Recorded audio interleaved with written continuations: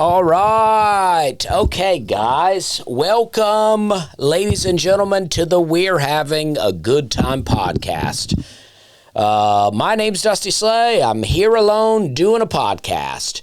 It's been a while. I've been doing, podcasts here and there, various people's podcasts, but to do my own podcast, it's been a while.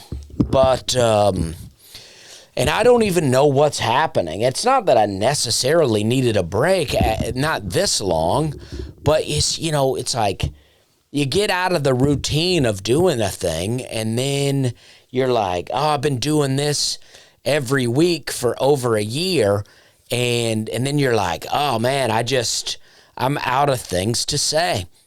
And I just think that's what happens. I'm like, I'm doing another podcast weekly, and then I'm just running around the country telling jokes to people, and I'm just like, I'm out of stuff to say. And I don't even know if I have things to say now. I do, but the problem is I don't write them down, and then I come on the podcast and I go, what will I talk about? And then I was writing a book. I do have a book deal. I don't know how it's going. I think it's going well.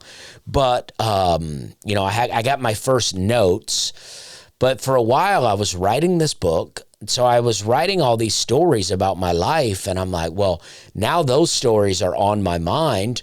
But I can't just tell the stories if I'm writing them in the book.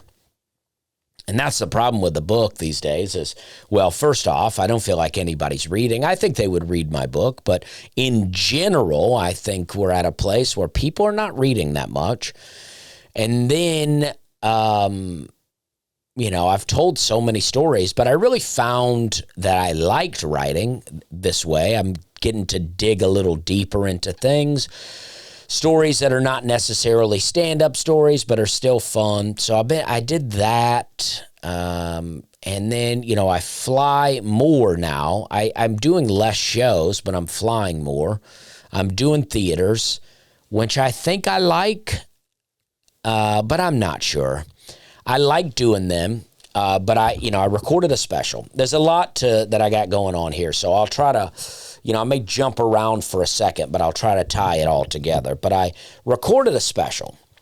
I was only doing theaters, and then I recorded my special, and then I had some time off on my calendar, and I was like, well, now I need to write a new hour because this special's going to get edited, and once it gets edited, it's going to go somewhere. I hope Netflix. I don't know where it will go, and so it's going to go somewhere. So I need new jokes, and I'm not at a level where I'm not selling out all the theaters that I'm doing, and I'm definitely not selling out 2 shows everywhere I go. Some places I am, but not everywhere.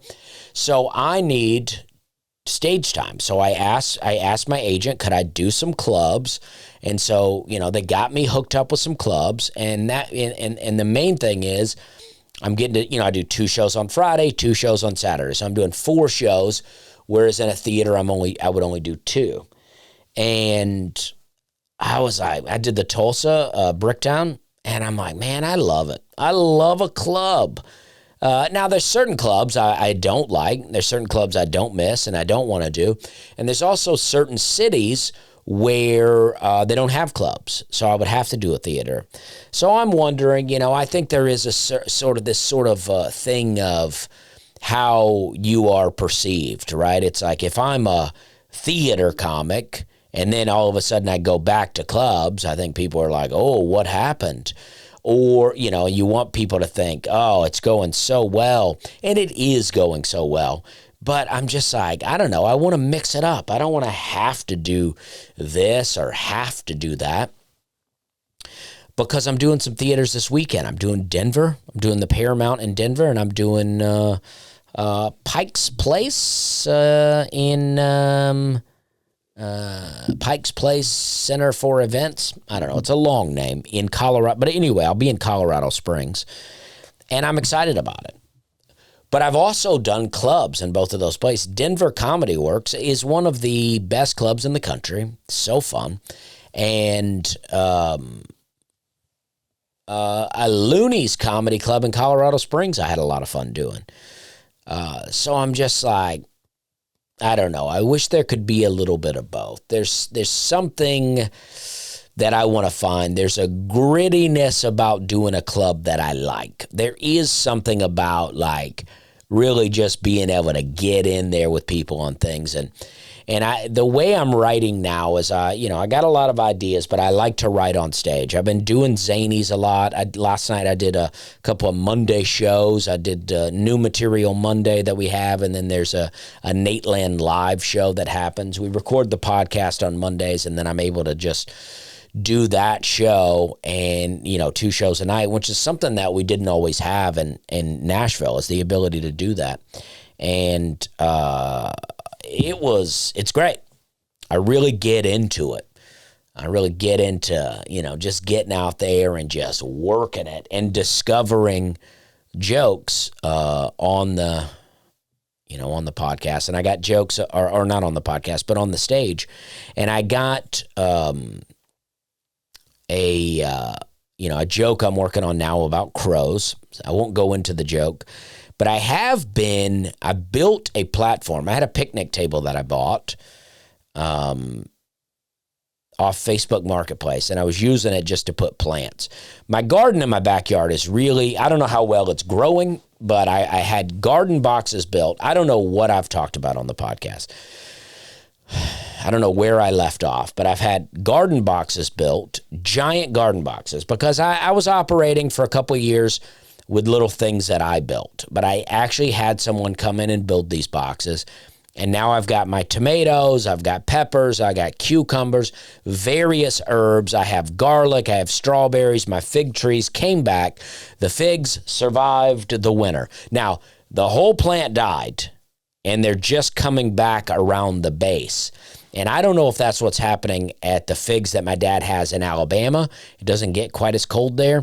And I think there might be a way to keep that from happening next winter, which is what I'd like to do. I had some guys here that were doing some work, and they were telling me that they had figs that were as tall as, the roof on my porch. And one winter it got so cold it killed them, and now they grow back every year at the base, but they never get quite as big. So I wonder if there's a way. Well, some people talk to me about a way. There is a way maybe to keep them from doing that, and I'd like to do that because I'd like them to get bigger. But either way, they're coming back. I got lettuces growing. I got beets, asparagus, herbs. I have, lavender, thyme, oregano. My oregano is out of control, and I love the way oregano smells. I love to put it in dishes. I mean, I'm like oregano and thyme in everything I cook now. If I'm cooking, I'm putting oregano and thyme in it. I go get it right out of the garden, and I love it. And then I got peppermint in a pot, in a garden bed. It's one of my old garden beds. People say peppermint will take over. I'm for it. I'm like, take over that garden bed. It doesn't matter. This spring and summer is the first year that I've not moved a lot of things. Now, I know I just said I built a bunch of garden beds, and I did. But the other stuff that I didn't redo is like second year growth. This is really one of the first years that I've had all these things planted where I didn't move everything, where I didn't decide, I want to do this here and this here and this here. So the oregano that's coming back, the oregano may be third year. I mean, it is unbelievable. I have fruit trees growing. I don't like to say what kind of fruit trees they are. I probably said it somewhere before, but I have 4 fruit trees growing, and they're coming back. They're banging, man. I got I got a lot of like plants that are specifically supposed to be like butterfly plants. They're coming back. The what is it? These vines. I got Virginia creeper, which everybody thinks is a weed, and everybody thinks is poison oak, but it's neither of those things. It's a vine. It's a native vine. It's our English ivy. English ivy is not native.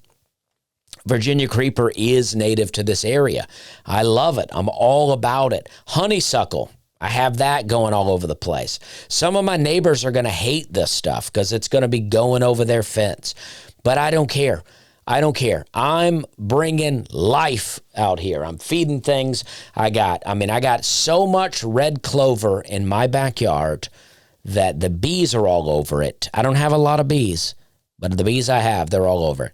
I'm starting to see rabbits popping up and the crows. So on this picnic table, I built a platform above the picnic table, hanging on a piece of PVC pipe that I've painted, and I made a little platform up there, and I put peanuts and corn and stuff like that. The crows have been coming, landing on it, taking the peanuts away. I don't know what that might bring in the future, what kind of disasters that might bring, but I don't care. I'm in for the adventure of it. You tell people you do something, they love to go, oh, you don't want to do that. Oh, no, you don't want to do that. My grandmother had a bunch of crows and they flew away with her house one time. They love to tell you things like that. You know what? But it's like, I don't care. I'm doing things that I want to do and I'm trying it out.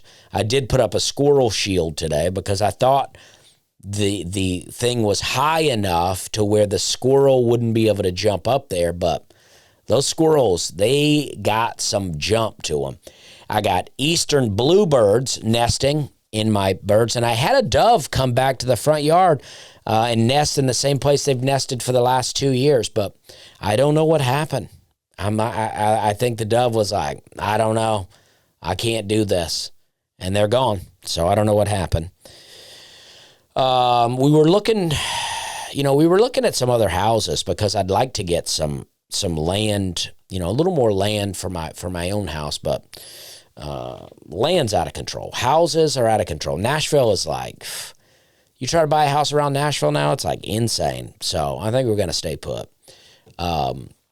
It's crazy out here.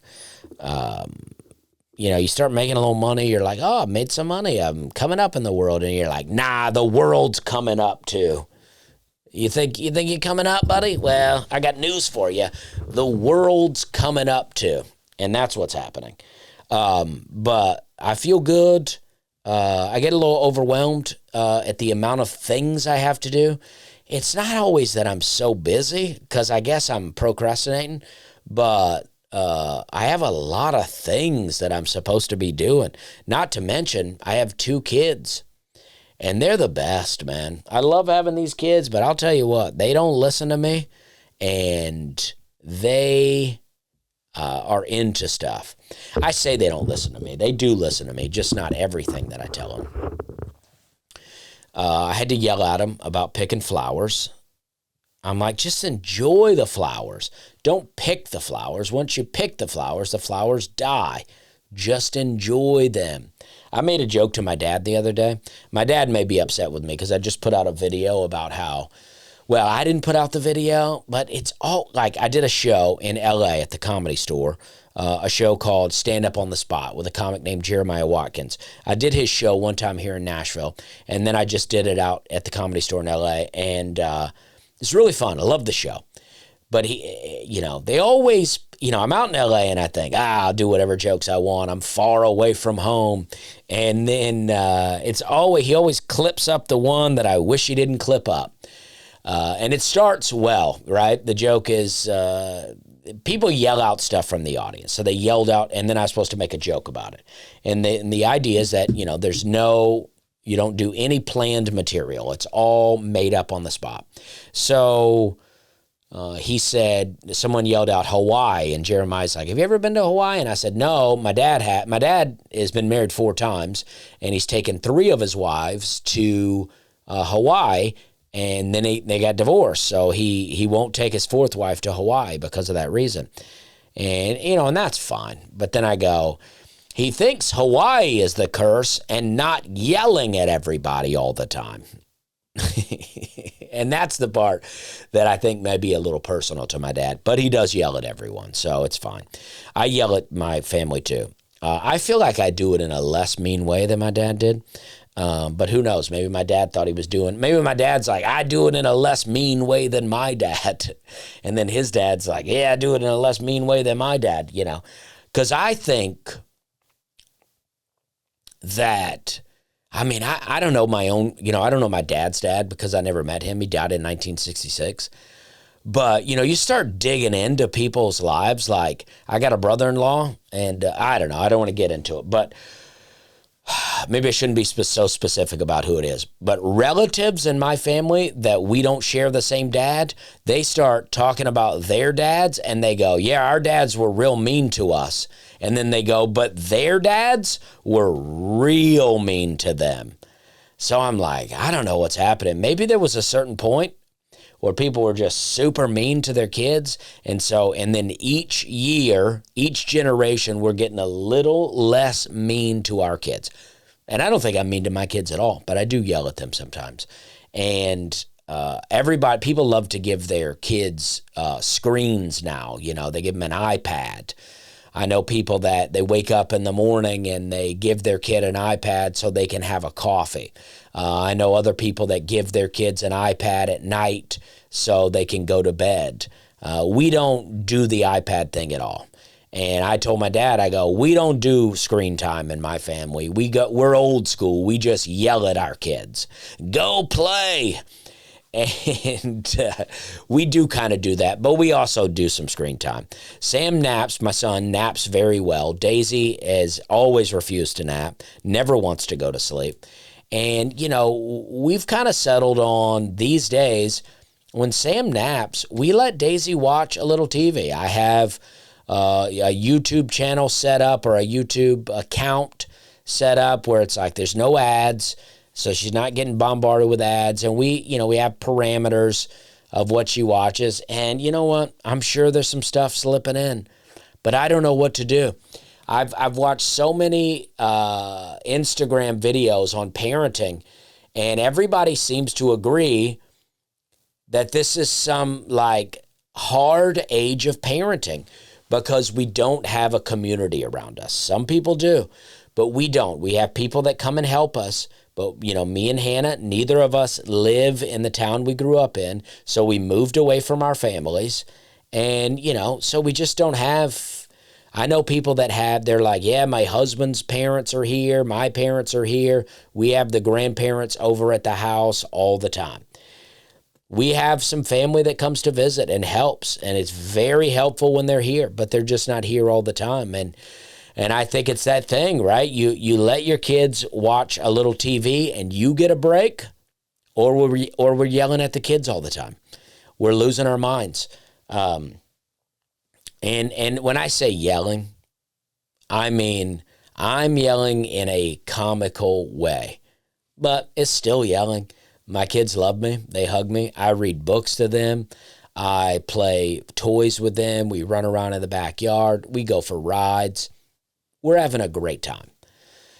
But the thing about parenting is it is all the time. And this is an expression I've been hearing lately, is that parenting is only hard if you're a good parent.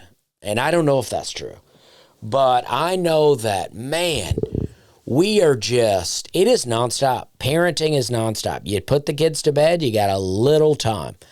I like cigars. I enjoy a cigar at the end of I try to not do it every day, but I enjoy a cigar at the end of the day. And I try to get small ones. So it's not, I'm not smoking, I'm not some, Cuban drug lord out here. I'm just having, a little puff here and there. And then, some lady on Twitter today was like, coming at me about cigars, and I'm like, quit acting like you have evidence that cigars are so bad. They're all lumped in with cigarettes. And when people try to give me their family, they're like, well, I watched my grandfather die over cigars. And it's like, yeah, I don't know what else your grandfather was up to, I had an uncle that basically died of emphysema and lung cancer, never smoked a day in his life. He worked on brake pads. He was a mechanic and worked on brake pads and breathed in all that stuff. It's like, I don't know what people were going through, It's like, so your anecdotes of your family members just don't mean anything to me. I talked about how I don't really like dogs. I'm not that into dogs. And people think you're some kind of hateful person if you don't like dogs. It's like, hey, I'm allowed to not like stuff. I'm not into dogs. I don't hate them. I most certainly don't want to see them abused, but I don't like them. And I will tell you, if somebody invites me over to their house and they have a lot of dogs and they're jumping all over me, especially if they're barking and seem mean, I'm probably not going to come back. Jumping on me, if they're super friendly, I can handle. I'm not into it, but I can handle it. And people act like you're like, oh, you're afraid of dogs, huh? It's like, no, I'm not afraid of dogs, but I'm afraid that me and your dog are going to get into some confrontation. And if I win, you're going to hate me. And if the dog wins, then I got bit by a dog a lot.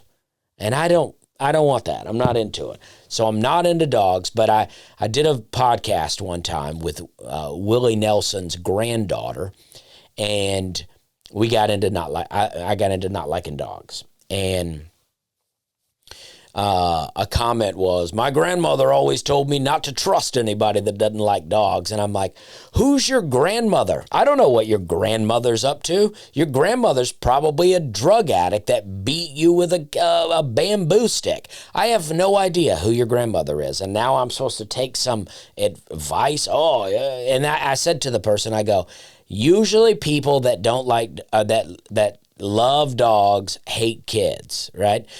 And not just loving dogs. I mean, the people that are just like, dogs are their life, they hate kids. And the guy goes, yeah, I don't really like kids. And I'm like, yeah, see, you're a psychopath. You think that it's okay to hate kids, but I can't be trusted because I don't like dogs? I'm thinking about changing the name of the podcast to We're Having a Bad Time, just so I can complain a lot.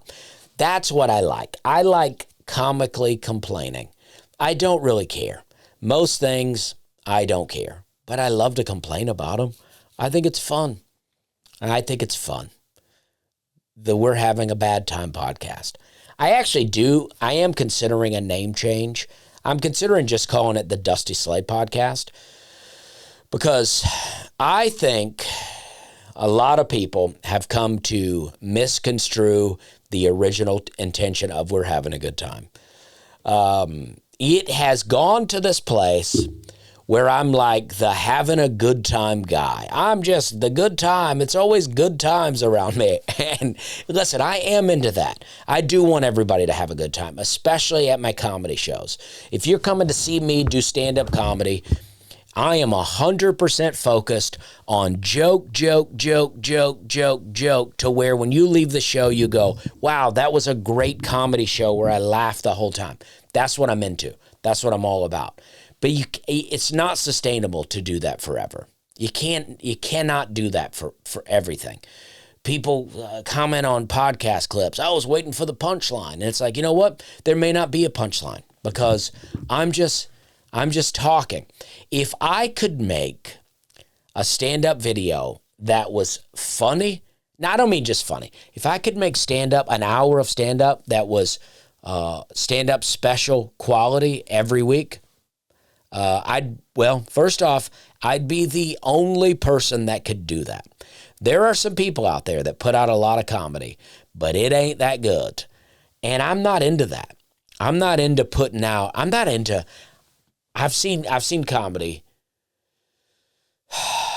I don't know a way to say it without being too specific and calling someone out. I'm just saying, I think putting out a comedy special, anything less than once a year, I think you need to even spread it out more than that. But anything more than once a year, it's not as good. If you're doing any specials more than once a year, it's not good. Now, I got a couple of albums that I'm getting ready to release. I'm going to release one that I'm calling Crockpot Comedy and one that's called Working Man. And the Working Man is my Netflix special. Crockpot Comedy is one that I put together. And this is because I didn't put out an album from 2017 until Working Man came out. So I got a lot of jokes I've been working on all that time. So and already my new special that's coming out, I mean, that will seem like 3 in 2 years. But the reality is a lot more time has gone into them than that. But if you're putting out any more specials than one a year, it's not that good. And I would say one every 2 years is not as good as it could be. And it's like, I don't even want my audience to be exposed to that in a live setting. I never want to do a tour that says I'm working on jokes. I don't want you to think, oh, I'm just coming to watch you work on jokes, because I'm always working on jokes. Even when I'm preparing my hour, I'm working on jokes. That's why sometimes at these shows I'll do an hour and 20 minutes, because I'm just trying to put a bunch of stuff in, because I'm always working on something, but I want to be able to work on something and then still have the show be good.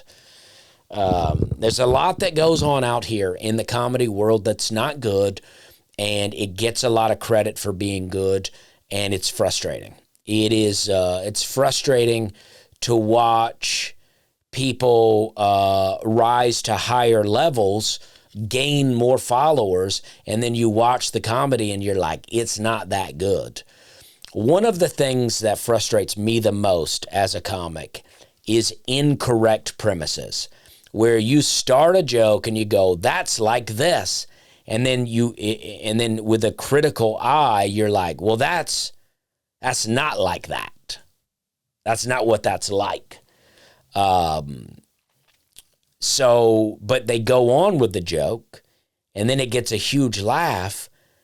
And I'm like, it's frustrating, because you're like, you made up this premise to get this laugh, and then you trick the audience into laughing at it.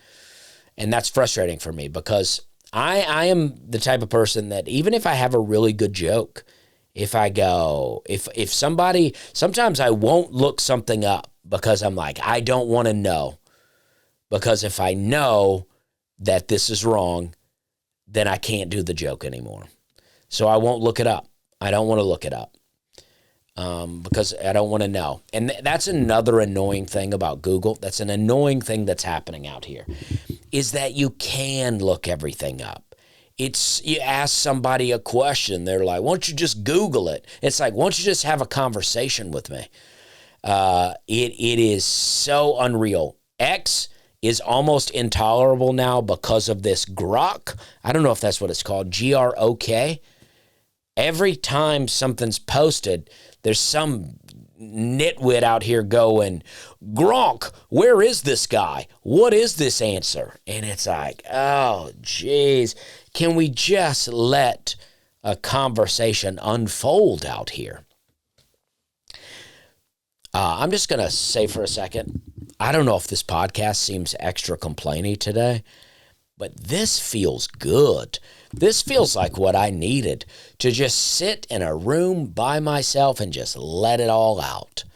It feels good. I mean, I can't really let it all out because it is going out to the public, but I feel like I got some pent up stuff. This feels good. It does feel good. I appreciate you guys tuning into this. But yeah, I mean, a lot of the stuff, I feel so good about where I'm at as a comic, but I always want to maintain an integrity about myself. I want to maintain integrity about how I'm writing jokes. If my jokes are good, there are people out here that they'll do anything to keep from writing jokes. They'll do anything in the world to keep from writing jokes. That's why I like this stand-up on the spot that Jeremiah Watkins does, because one of the stipulations is you cannot bring your written material here.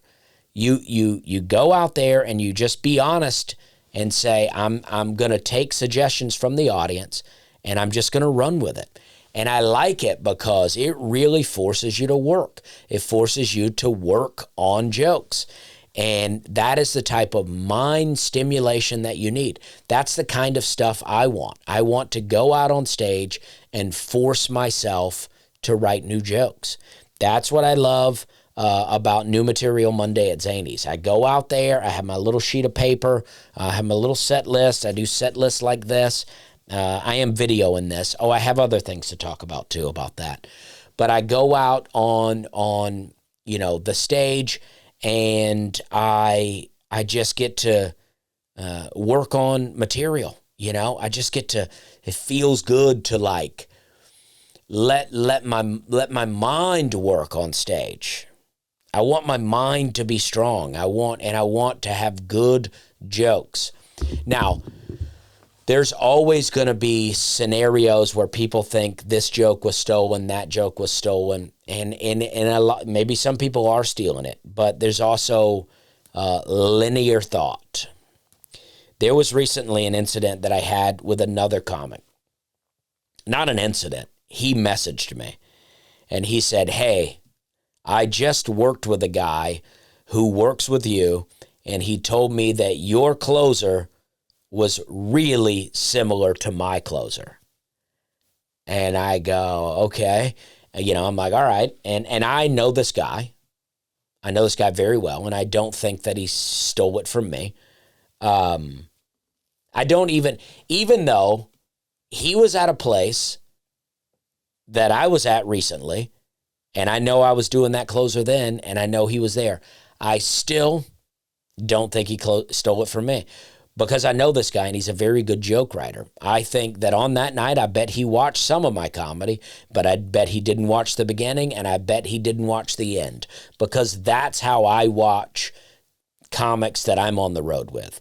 If I watch a headliner, or if I watch somebody opening for me, I'll go out after they've already started, and I'll watch 10 or 15 minutes of their set, and then I'll go back to the green room before their set's over. So I bet that's what he did. I bet he never saw my closer, and he sent a video of his closer to me, and I was like, whoa, it is so close to the same joke while being so far from the same joke. And I just think that as comics working the road, we're living similar lives, we're staying in similar places, and we're eating similar food, and this is possible that it could have happened to both of us. And even his description of what happened to him was different than mine, but it was just, I can't get more detailed than that, but it was just very similar to where, so similar enough to a lay person, I guess is a term that people say, a person that's not a comic, that they would say that's the same joke. But when I watch it, I go, well, no, that's not the same joke at all, but it's a similar situation that happened to us. Whereas on the other hand, I had a guy come on TikTok on a video and say straight up that I stole this joke from another comic, and so he tagged it in there. So I went and I found what he was talking about on this other person's special, and I was like, dang, that is the same. But I was like, I just went back and commented to the guy. I go, wow, that is very close to the same joke. But I put mine out in 2021 on a half hour on Netflix, and this one just came out this year. So you might want to talk to your buddy about that. I don't think he stole it from me either. I think we're about the same age. We grew up in the same area of the country, and we had similar thinking. I don't think that he stole it from me, and I most certainly didn't steal it from him. But, it's just like, this is what's happened to our whole world. We have people on the internet, they watch podcasts, they listen to stand-up, they do things, and they just have this ability to comment now. Whereas, before the internet, that it just wasn't a thing that existed at all.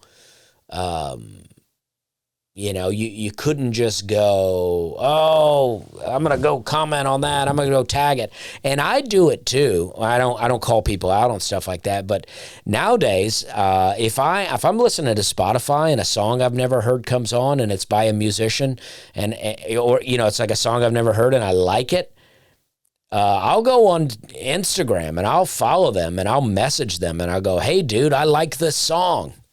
And a lot of times they message me back, and I've become, sort of friends, at least internet friends with various musicians just because I reach out to them, and I'm not a weirdo. I don't know. I may be a weirdo. I can't say that, I guess. But I'm into that sort of thing. I'm into connecting with people and creative people and that kind of stuff. All right, here's another thing. I'm looking to find a studio. I'm looking to find a different studio. I like this room that we built. This room, it was a loft. We had it built. It served a great purpose for us. I enjoy the room. But I want a space away from the house.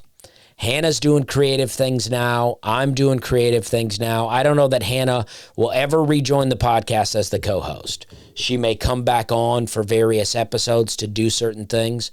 We wanted this episode of us first coming back to be part of that. I just don't know that will ever happen in the foreseeable future based on a couple of things.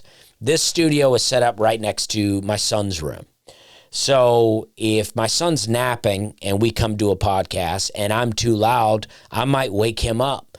And if I wake him up, then it throws off the whole flow of the day. If I come in here at night and he's asleep and I wake him up, it will mess up our night. So I want a studio that's away from the house. So we're looking at some options. I've not told this to Hannah, but I also want a studio where I can smoke inside because that's been a thing for me. Sometimes at night I think, I could record a podcast tonight, or I could go have a cigar and just relax and enjoy myself. And I usually choose to just go relax and enjoy myself. Or even if I don't have a cigar, maybe I just want to watch some TV. I may do that sometimes.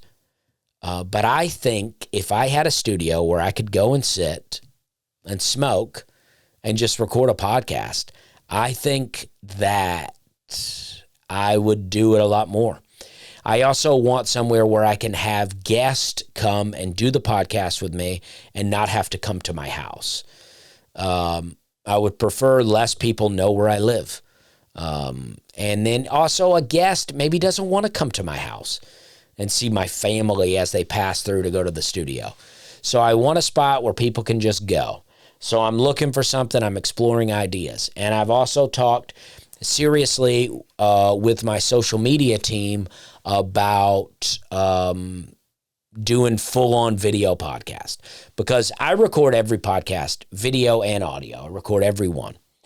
And all this stuff goes out. But I just feel like when it goes out to video, it's just entering a whole different world. People can cut up the clips and share it and go, oh, he said this. I bet he's talking about this guy. And then the next thing you know, I'm in conflicts with people. But maybe I could use some conflict. I could use a boost here and there. But, because I like talking trash about what people are doing. But I'm also like, do whatever you want to do, right? It's like we're all trying to figure out our own path. So if you figured out something that works for you, I think that's great. I think you should do it. But sometimes I have problems with it because I think it waters down comedy and ruins it in a way. I think there are too many things. I hate to call out things by name, but I don't even know what you call them. But there are, let's call them Standup Services, where they're a thing. And they'll pay you to come film your special there, and then they put it on their platform. I think there are too many of those now.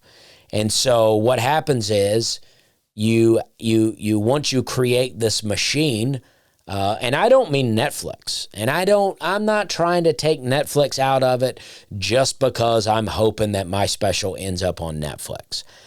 I'm saying Netflix is a broad service provider. Netflix, Hulu, Amazon, those are broad network providers where they have, movies, TV, stand-up, cartoons, all kinds of things.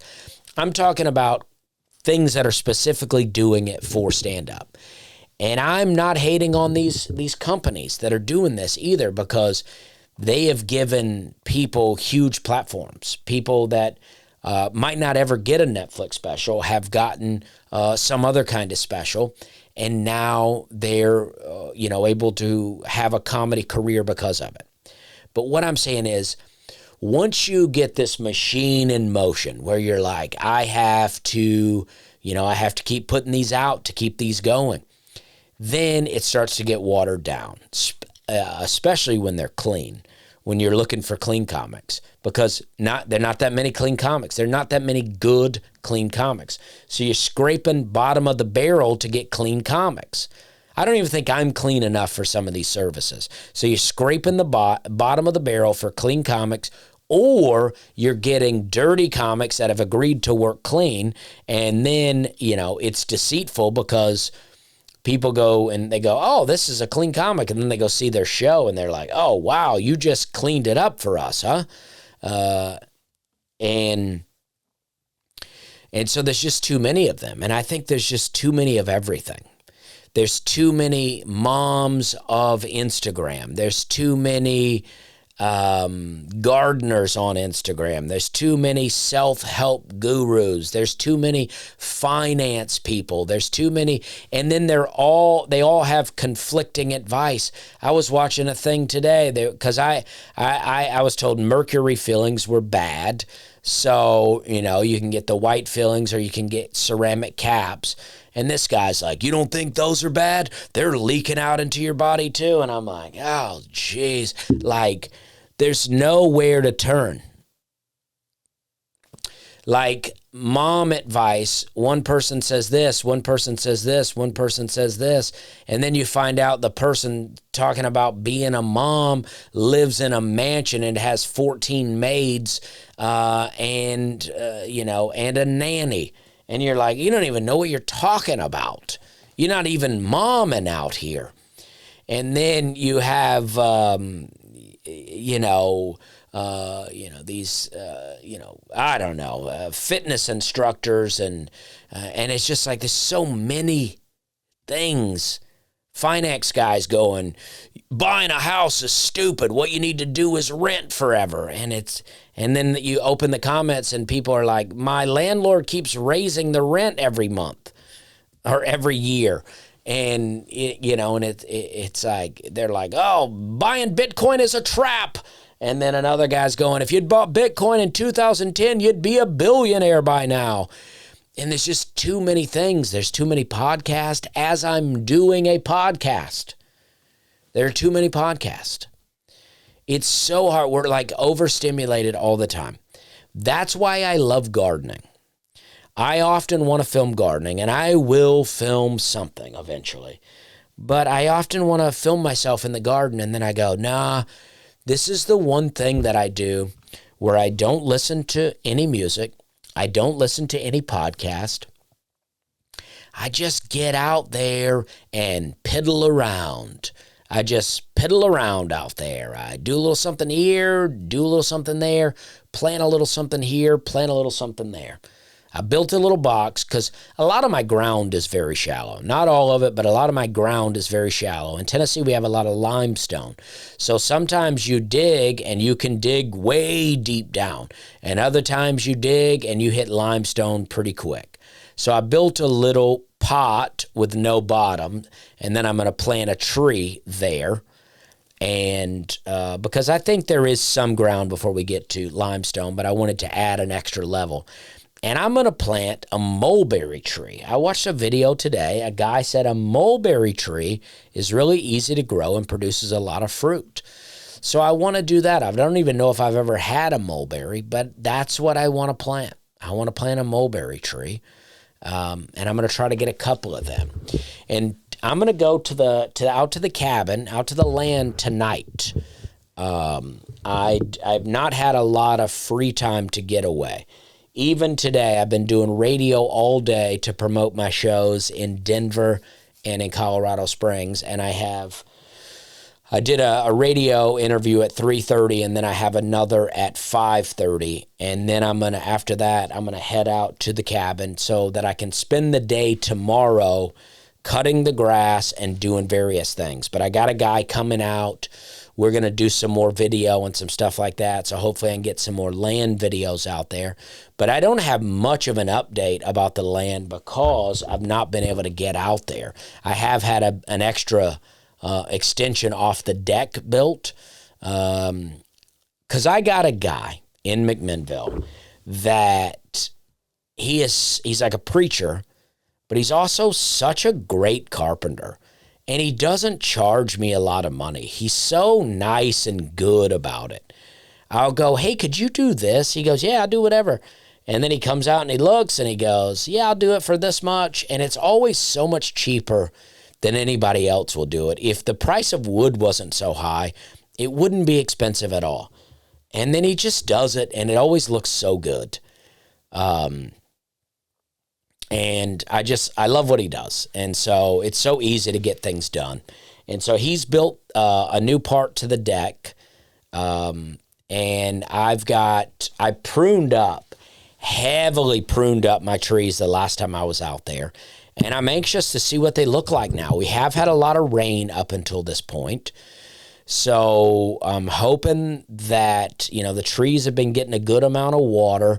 I planted various vines, but I'm certain that I'm going to have a lot of grass to cut tomorrow. So I thought it'd be cool to get some footage of me on the zero turn cutting some grass.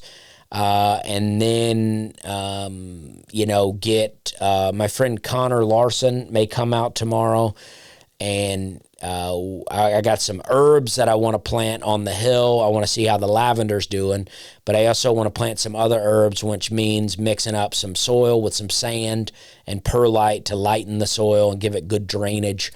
And, I just want to see, what that looks like, and, get some footage of that. And just spend maybe 2 nights out there. I don't know if I will or not. I don't know if I'll stay out tomorrow night, but I will stay out there tonight. Maybe build a fire, burn some stuff. I just want to have a good time out there. And yeah, I'm just pumped. I want to say, I don't think we ever made it through the kitchen before we stopped doing the podcast. But when I talked to this company about remodeling the kitchen, they were like, they were being optimistic. So I'm going to give them the benefit of the doubt here, but they were like, I bet we could get this done in a weekend. Now, everybody told me that's probably not going to happen, so I didn't expect it to get done in a weekend, but it took about 5 weeks to get the whole thing complete. Now, it is complete.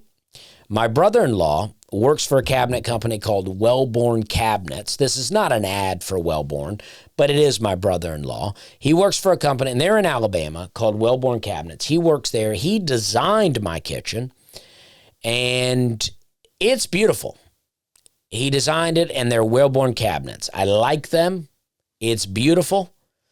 I had a company put them in. They did a great job putting them in. I only had a problem with the contractor, and then that led to me having a problem with the company that put the cabinets in. I give people the benefit of the doubt. I'm the kind of person that I could get ripped off 150 times, but it would be by 150 different people. I don't get ripped off by the same person twice, but I give people the benefit of the doubt. I trust them. I'm a trustworthy person. So when someone says, I'm going to do this for you, I expect that they're going to do it. And I didn't ask enough questions from the contractor when he sent me his contract on what he was going to do. And we ended up getting into a little thing where I was told that the contractor is supposed to be like the manager. He's coming in, he's managing this, he's saying, I'm going to get the electrician, I'm going to get your countertops, I'm going to get the plumber, I'm going to get this, I'm going to talk to everybody, I'm going to deal with everybody. You only have to talk to me because I'm the contractor, and that's what you're paying me for. But it really ended up being, and the company recommended the contractor. I went to them. They said, yes, we have several contractors that we work with, and we will recommend you the best one, And I said, great. Or they said, we'll give you some options and you can pick. And so the owner of the company came to my house, and I go, hey, I was told that I would get some recommendations for contractors. He goes, my neighbor, he's the best. He's the best. And I go, okay, great. And the reason that I said, okay, great, so fast is because I thought, well, the owner of the company will want this to go well, and it's his neighbor. So they will be able to communicate really well. And I'm like, and I also don't want to go against the recommendation, because then if things start to fall apart, they'll go, well, you hired this guy. This is your guy. We recommended you a guy and you hired this guy. And so as we're getting into this, I had to call the owner and have a talk with him. I was like, hey, the guy is not being a contractor. He's not. I'm managing this project. I'm my own contractor. I'm talking to all the people. I'm doing everything. And he goes, are you unhappy with the work he's doing? And I'm like, well, that's not what I'm calling you about. The work he's doing is fine. When the guy physically does work, it's fine. He goes, well, I don't know. Maybe he's not very good at communicating, but if he's doing a good job, he's doing a good job. And I was like, all right, whatever. And then there ended up being a price thing. And I go, well, what's this for? What's this price about? Because it was pretty anonymous in the thing. It had a couple of different things, so it could have been a couple of different things. And they go, well, that's for me managing this project. And I go, well, that's what I'm saying you're not doing. You're not managing. But anyway, we settled on a price. I did not pay the full price. We settled on a price, and I fired the guy. I fired him before there was one more thing to do. And then I would never use that company again. But Wellborn Cabinets, all they did was make the cabinets. And the cabinets are fantastic. I don't want to trash the other company. I'm not going to, but because everybody else may have a stand-up experience with it, and I'm also not going to trash the contractor. But I will say, I would never use that company again. But all in all, at the end of the day, we have a great kitchen. I like what they did. It's great. There's some things that there were tons of communication issues that I'm just like, all of this could have been handled if anybody actually cared about it. That's why when people do care about things, it's so rare and it's so hard to find. Right now, there's a guy, Jordan Levy. He is the guy who is directed my special. There's Jordan Levy, who's directed it. There's Matt Schuler, who filmed it with 800-Pound Gorilla. And there's David Shamban, who used to be a comic here in Nashville. He now works for 800-Pound Gorilla, and he is the editor of the film. They all care about this project. And that's why it's been such a pleasure to work with them, because they care about it. And it's like all along the way, we're talking about things, and they're like, oh, I think it'd look better like this. And we're able to communicate, and we've been able to edit this thing and get it complete pretty fast. And I really like how it's gone. I mean, it's just really great. When you work with people that care about what they do, it means a lot. My brother-in-law cares about cabinets. He cares about cabinets more than I think even makes sense. But he's doing great work. He cares about cabinets. I care about comedy. There's a lot of things I do that I don't really care about. But what I care about is producing good comedy. If I have a cheesy joke in my set, it's a cheesy joke that's purposely there because I have a joke. Well, like for instance, I have a joke in my special that was a joke that I really like, but wasn't getting me the laughs that I wanted to get. So I built a joke around that joke, not getting the laughs I wanted it to get. And that's the kind of stuff I like to do. I'm not going to just leave some, just not good joke out here like that. And then, artist. It's hard to find good artists. This is my biggest problem with artists these days. And maybe it's always been this way. And, I'm sure artists could say how they have problems with me or other people, but I can give someone the direction. All right, let me start like this. I used to have a friend in Charleston. He would do a lot of artwork for me. And he would say, I'll do it for you for free, but you got to let me do what I want to do. I would go, okay, fine. Because I'm an artist. I want to create. And I go, okay, great. He would take too long, but he would do great stuff. But now people aren't doing it for free, right? I'm paying people to do things. So I'll go, hey, this is what I want. I'll tell them what I want.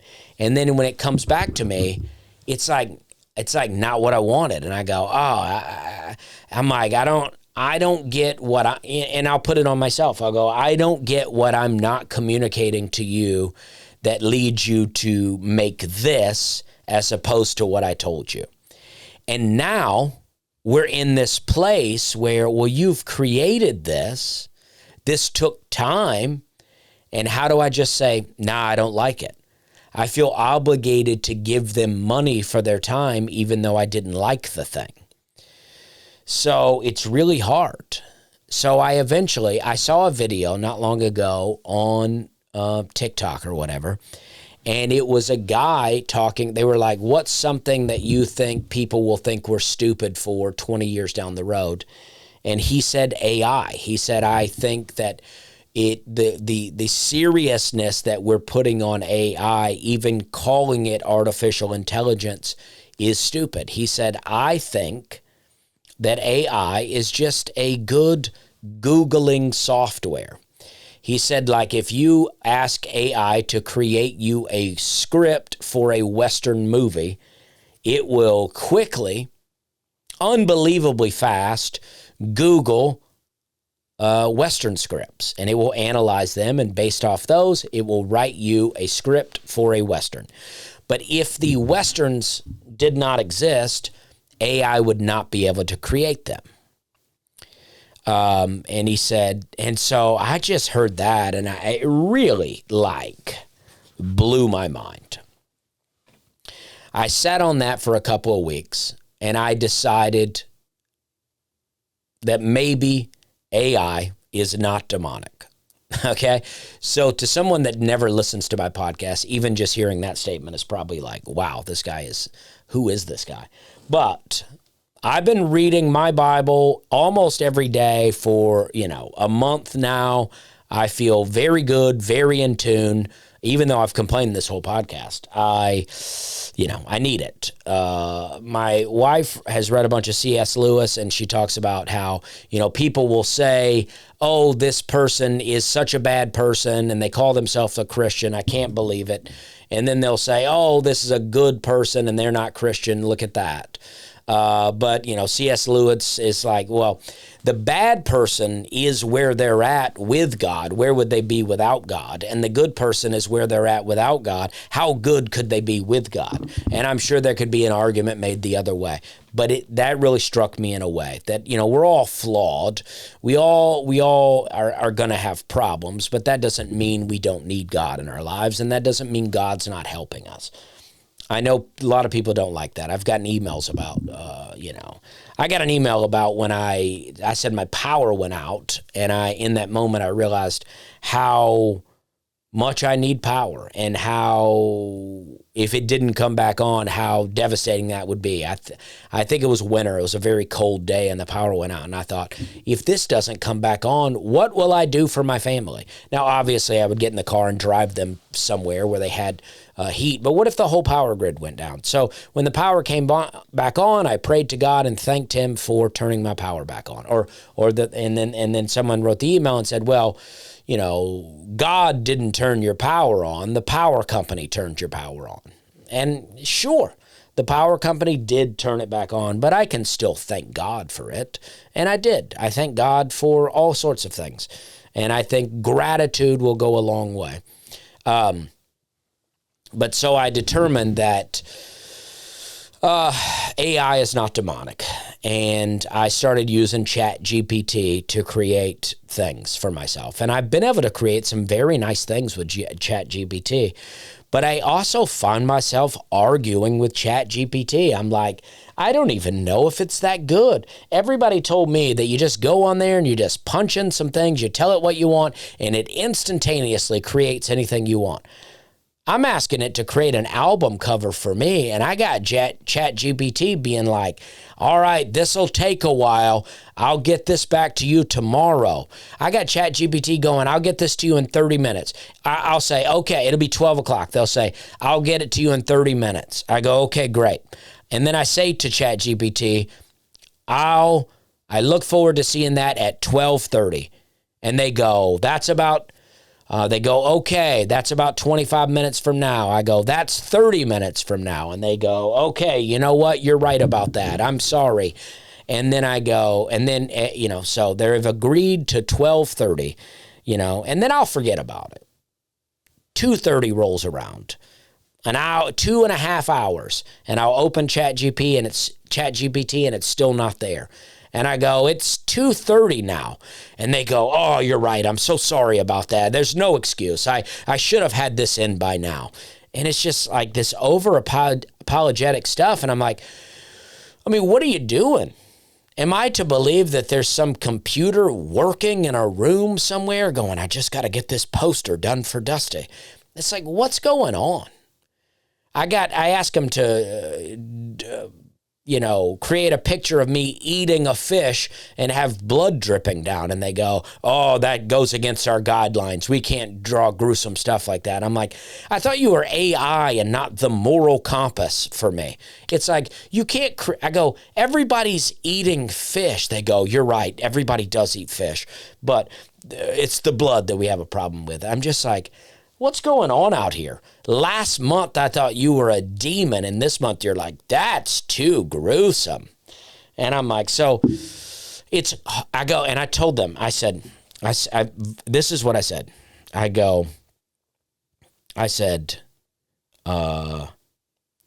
That's why the artists are always gonna win.